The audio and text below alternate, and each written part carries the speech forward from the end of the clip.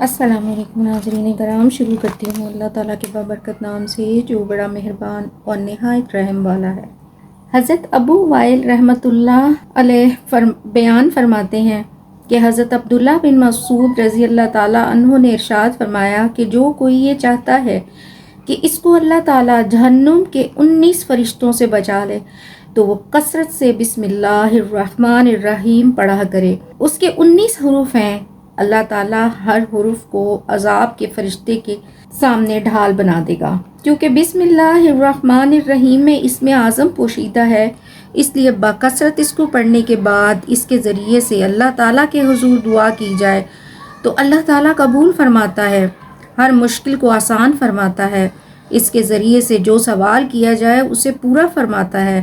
اس اسم اعظم کے ورد کرنے سے دنیاوی اور آخرت میں کامیابی ملتی ہے اور مشکلات حل ہوتی ہیں۔